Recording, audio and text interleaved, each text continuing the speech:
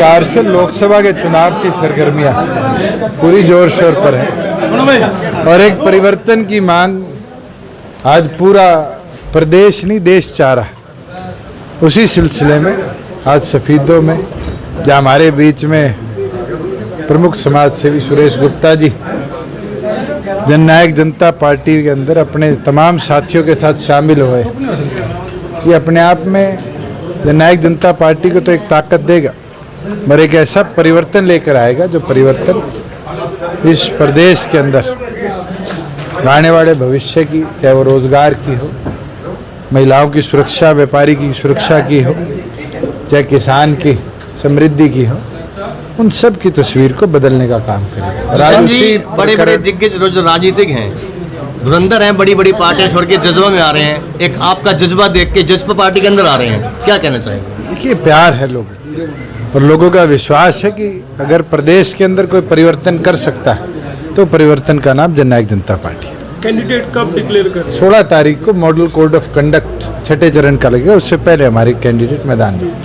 कितनी महिलाओं को टिकट देने? आप बेफिक्र रहिए, सबसे ज्यादा महिलाओं को। आपके पिताजी और आप इस पार्टी में रहे, इनेलो पार्टी में, अब उससे बिल्कुल अलग अपने चाचा जी से कोई सहानुभूति, पुरानी पार्टी जो आपकी खत्म सी हो गई है। मैं तो उस पर क्या टिप्पणी करूं, उसके ऊपर तो उनके पार्टी के प्रदेश अध्यक्ष टिप्पणी करे तो बेहतर रहेगा। आपका कोई मोह उस पार्टी में? मेरी आज के दिन अगर मोह है तो जननायक जनता पार्टी में है। जननायक जनता पार्टी के हम संस्थापक सदस्य हैं और हमारा एक उद्देश्य है कि इस प्रदेश ही नहीं, आने वाले भविष्य में इस देश की सबसे मजबूत दल और संगठन उसको। दुष्यंत जी, सफीदों से जज्बा पार्टियों की सबसे मजबूत कैंडिडेट किसको मानते हैं? लोकसभा के लिए? लोकसभा के लिए भी, विधानसभा के लिए? अभी विधानसभा तो बहुत दूर है, लोकसभा के लिए बता दीजिए। लोकसभा के अंदर आज के दिन जो भी निर्णय लिया जाएगा, पार्लियामेंट्री बोर्ड के पास एक पैनल गया है, उसके अंदर प्रमुख खिलाड़ी भी हैं, युवा भी हैं, आध्यात्मिक लोग भी हैं, एक्सपीरियंस्ड एजुकेशनिस्ट भी हैं। उन तमाम लोगों को हम स्टडी कर पार्टी के सुप्रीमो होने के नाते ये तो फैसला टिकट का आप ले लो या मुझे लेने दो। चलो बताइए। में बड़ी मशक्कत करनी पड़ रही है। हमारे बीच में हरियाणा प्रदेश में जननायक जनता पार्टी, जन जन की पार्टी, जवानों की पार्टी, किसानों की पार्टी, महिलाओं की पार्टी, चारों तरफ दुष्यंत चौटाला जी के नाम की लहर चल रही है और आने वाले समय में 12 मई को हरियाणा प्रदेश की 10 की 10 लोकसभा सीटों पर हरियाणा प्रदेश के लोग भारी से भारी मतों से जननायक जनता पार्टी के उम्मीदवार को जिताने जा रहे हैं और हमारे बीच में माननीय दुष्यंत चौटाला जी मौजूद हैं। आने वाला समय आपका है, आपके ऊपर बहुत बड़ी जिम्मेदारी है। हरियाणा प्रदेश आपकी तरफ देख रहा है, तो मैं आपके बीच में बहुत कम समय में आपका स्वागत करता हूँ। आप सब लोग आए, आप सबका बहुत। गुप्ता जी की बात से कर लेता हूँ, खड़ों पर लेकर के चुनाव चिन्ह पता चल गया नहीं चला? मैं सबसे हमारे बुजुर्ग हाथ उठा रहे हैं, गुप्ता जी से कहूंगा एक बार काट के दोनों हवा में दिखाओ।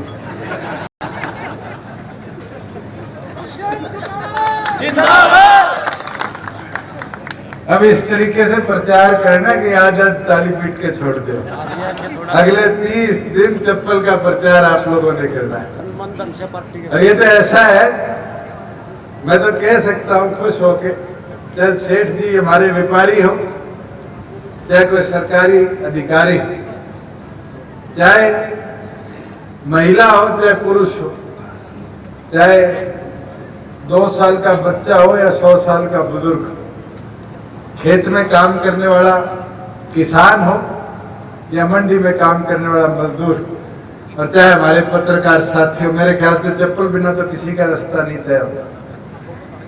और ये तो गरीब आदमी से लेकर और मुकेश अंबानी तक चले जाओ, सुबह सुबह और शाम को तो सबके काम आने वाली ये चीज है, वो आपकी चप्पल। और चप्पल की एक खासियत है, उल्टी चलती नहीं मिलेगी, हमेशा आगे का रास्ता दिखाएगी, इतिहास को आज से जोड़ेगी, आज को भविष्य से जोड़ने का काम करेगी। साथियों, चप्पल तो वो चीज है जो कांटों पे, गंदगी पे, आग के ऊपर चलने का रास्ता आसान करती है। और हमारा तो सौभाग्य है, गुप्ता जी मेरी बात छीन के लेके भी भगवान श्री राम की खड़ो 14 साल राज करके, हमें तो चौधरी देवीलाल के 25 चुनाव, जब हमने पार्टी का नाम ही जननायक के नाम पर रख दिया तो ये तो हमें चुनाव चिन्ह जननायक के पद चिन्ह मिल गए, जो हमें इस प्रदेश को प्रगति के पथ पर आगे ले जाने में मदद करने का काम किया। और साथियों, आज 30 दिन का समय अब शेष बाकी, और इस 30 दिन के समय में हमारी जिम्मेवारी बनती है पार्टी का प्रचार ज्यादा करें। मैं देख रहा था पिछले 1 हफ्ते में, पहले तो बीजेपी वालों ने चप्पल पे कटास करी। मैं तो आपसे पूछता हूं, हमारा चुनाव चिन्ह तो हर आदमी के काम आता है, बीजेपी का चुनाव चिन्ह किसके काम आता है? ये तो सिर्फ हमारे बीच में जातिगत जहर, धार्मिक जहर जरूर फैला सकता है। 5 साल इस चुनाव चिन्ह को इस प्रदेश में आए होंगे, 5 साल में इस प्रदेश में क्या कर दिखाओ? 81 युवाओं की जान गई। आज के दिन किसान परेशान है। मैं भी आपकी मंडी के बीच में से आया, जब पता चला कि इस बार किसान और आड़ती दोनों को मारने की प्लानिंग खट्टर ने करी। और प्लानिंग कैसे? कि खाते में पैसे जाएंगे तो आड़ती मारा जाएगा, और आधी रात को कोई किसान की मजबूरी हो जाएगी और पैसे चाहिए होंगे तो किसान मारा जाएगा। बैंक तो 5 बजे के बाद ताला लगा दे, शनिवार एतवार को बंद हो जाएंगे। आप लोगों का जो सदियों का एक मिलाप था, भाईचारा था, कहीं ना कहीं इस खट्टर सरकार ने उसको भी तोड़ने का पूरा जुगाड़ बना दिया। आज मैं देख रहा हूं पूरे हरियाणा के आड़तियों ने स्ट्राइक करने का निर्णय ले लिया। मैं तो आप सबसे भी आग्रह करूंगा, कल जाकर अपने आड़ती साथी, अपने किसान भाइयों का आप समर्थन कर आए, मदद करें और इस सरकार को झुकाएं कि सरकार किसान के हित की आवाज सुनती हुई आड़ती के हित की। और अगर नहीं झुकाओगे तो ये विश्वास के साथ कह देता हूं कि 2.5% आपकी सरकार में आड़त हुई थी। खट्टर का बस चलेगा तो आपकी जैसे सरसों पे 1% आड़त करी है, आने वाले समय में गेहूं पे भी 1% आड़त करके व्यापारी को भी मारने का काम करें। बुजुर्गों, युवा साथियों, 5 साल इनके राज में वादे क्या क्या करेंगे? क्या अच्छे दिन आएंगे? 15 लाख रुपए आएंगे, 2 करोड़ रोजगार देंगे, किसान की आय दुगनी कर देंगे, महिला को सुरक्षा देंगे। आप खुद उठाकर देखो, इनका राज बड़े 4.5 साल प्रदेश में हो गए। 37,000 नौकरी थी, 23 से 25,000 कर्मचारी रिटायर हुए। किसान की आय दुगनी करते, 4200 रुपए में आज सरसों मार्केट में आई भी सरकारी खरीद के। 4-4 दिन 5-5 दिन तक किसान बैठता है अपनी ढेरी लेकर कि मेरी सरसों बिकेगी, और उसके बाद कह देते हैं प्रति 1 एकड़ 6 क्विंटल लेंगे और एक किसान से सिर्फ 25 क्विंटल लेंगे। ये ऐसा भेदभाव करने का अधिकार इस सरकार को किसने दिया? पीछे 15 लाख की बात करी, नोटबंदी ले आए, कहा काला धन पकड़ा जाएगा। मैं तो आपसे पूछता हूं, कोई टाटा, बिरला, अंबानी, अदानी रोता हुआ दिखा कि मेरा काला धन पकड़ा गया? ये तो वो लोग हैं जिनने नोटबंदी के बाद बड़े अंबानी तो जियो खोल ली, छोटे अंबानी ने राफेल का पुर्जे बनाने की फैक्ट्री 50,000 करोड़ की खोली। नोटबंदी का नुकसान किसको हुआ? नोटबंदी का नुकसान तो आप जैसे कमेरे वर्ग के लोगों को हुआ, जो छोटे कस्बों में, गांव में रहते हैं, इनसे जुड़े हुए। और एक चीज आपको बताना चाहूंगा, वो शब्द मुझे अभी भी याद है। 8 नवंबर थी शायद तारीख 2016 की, जब नोटबंदी आई। 8 नवंबर को प्रधानमंत्री ने अपने भाषण में कहा कि काले धन पे सबसे बड़ी सर्जिकल स्ट्राइक है। काले धन पे नहीं थी, असलियत पे तो हमारी माताओं बहनों पे थी। प्रधान जी बैठिए, इनके भी कोई 5-7 हजार रुपए छुपाए हुए थे, इनकी देश के आगे पोलपट्टी जरूर खुलवा दी। पर इस बार आप सबके पास मौका है इनकी सर्जिकल स्ट्राइक का बदला लेने का। जो लोग सर्जिकल स्ट्राइक का नाम लेकर कमेरे वर्ग को तोड़ रहे हैं, उनसे यह पूछने का काम करो कि नोटबंदी से किसके ऊपर असली सर्जिकल स्ट्राइक हुई। और मैं तो कहता हूं कि मोदी के खिलाफ सर्जिकल स्ट्राइक करने के लिए कोई डंडे, बंदूक, जहाज की जरूरत नहीं है। 5 साल में एक बार आपको अधिकार मिलता है वोट का, और चप्पल के चुनाव चिन्ह का बटन दबा देना। जैसे ही टी टी टी की आवाज चप्पल पे आएगी, मैं आपको मोदी ही नहीं, खट्टर भी समाज समेत हरियाणा से भागता हुआ दिखाने का काम करूंगा। और ये जब ही मुमकिन होगा जब एक एक साथी मेहनत लगन के साथ पार्टी को मजबूत करे। बुजुर्गों, युवा साथियों, आज आपको ये निर्णय लेना है। मेरे को तो यहाँ से सफीदों से असंत जाने का मौका मिला। ये कहते हैं हमने 5 साल में विकास करवाया। अगर 5 साल में विकास करवाया तो आज तक असंत तक की सड़क को क्यों नहीं ठीक कर पाए? आप खुद बताओ, पानीपत तक की सड़क को क्यों नहीं ठीक कर? जींद तक की सड़क को क्यों नहीं? राजौर से तो आगे चले जाओगे तो ऐसा लगता है पाकिस्तान में आ गया। कोई एक सड़क बताओ अपने जिले की जिसको इनने ठीक करवाई, उस पर कारी भी लगाई। इनने तो 5 साल में कोटे पैसे टोल टैक्सों में खा दिए। सारे प्रदेश में हाईवे बना दिए कि किसान को अगर गाड़ी लेके जाके रिश्तेदारी में आना पड़े तो 100-150 रुपए सरकार के खाते में डाल दिए। ये तो कहते थे पेट्रोल के दाम कम कर दे, आज डीजल पेट्रोल कहां पहुंचा हुआ है? पिछली बार भी संकल्प पत्र लेकर आए थे, इस बार भी संकल्प पत्र लेकर आए।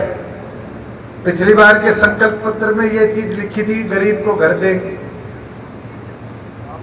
ये लिखी थी किसान की आय दुगनी करेंगे। चुनाव आगे, ना गरीब को घर मिला, ना किसान की आय दुगनी हुई। इस बार के संकल्प पत्र पे लिख दिया कि 2022 में देंगे। मोदी जी को यह भरोसा है 19 में वापिस आएंगे। आपके साथ लगते हुए प्रदेश की 8 लोकसभा सीटों पर आज चुनाव था, उत्तर प्रदेश की, और जिस तरह के आंकड़े सामने आ रहे हैं, जो 8 सीटें बीजेपी जीती हुई थी, आने वाले भविष्य में बीजेपी का उन 8 सीटों पे खाता नहीं खुलेगा। अपने पड़ोस में राजस्थान, 25 की 25 सीटें राजस्थान में बीजेपी के पास थी। आज बीजेपी वहां 10 भी नहीं जीती। मध्य प्रदेश में 29 में से 27 बीजेपी के पास थी। आज ये हालात है, बीजेपी वहां पर 11-12 भी नहीं जीती।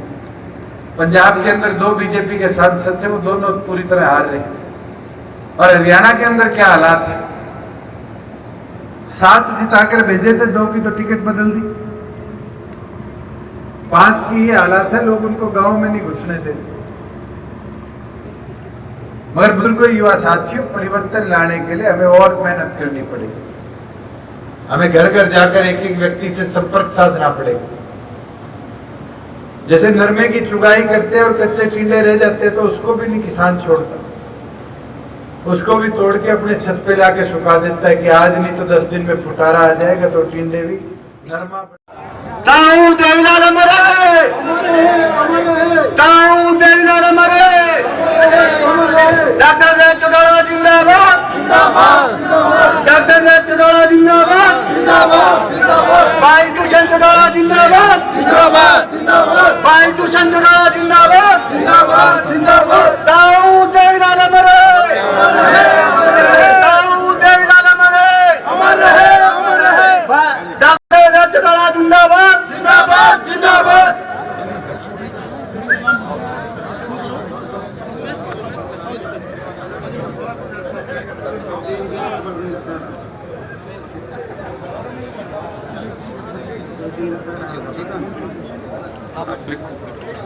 हार्दिक अभिनंदन, स्वागत।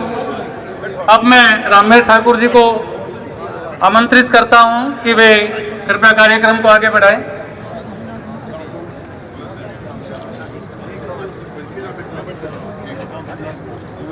डॉक्टर नरेंद्र मेडिकल एसोसिएशन के प्रधान। सभी सम्मानित साथियों से रिक्वेस्ट है कि कृपया व्यवस्था बनाएं और आपके लिए बहुत अच्छी सीटिंग का प्रोग्राम आदरणीय गुप्ता जी ने किया। कृपया आप अपने आसन बैठे और आप सभी सम्मानित भाई 2 मिनट बैठ जाओ प्लीज, बाद में करवाएंगे। मान साहब बैठिए, Gurnam Kharab ji, Brahmachari ji please come on the stage. सफेदों की इस पावन पवित्र धरा पर पहुंचने पर हम समस्त सफेदों निवासियों की तरफ से इस प्रदेश के सबसे युवा सांसद और हरियाणा प्रदेश के भावी मुख्यमंत्री भाई दुष्यंत चौटाला जी का सफेदों की पावन पवित्र भूमि पर पहुंचने पर सफेदों विधानसभा क्षेत्र के सभी 36 बिरादरी के भाइयों की तरफ से हार्दिक स्वागत अभिनंदन करते हैं और आप सभी से रिक्वेस्ट है कि एक बार जोरदार तालियों से भाई दुष्यंत चौटाला जी का स्वागत करें, अभिनंदन करें। और अभी बार एसोसिएशन के प्रधान भाई रमेश भारद्वाज जी, उनसे रिक्वेस्ट है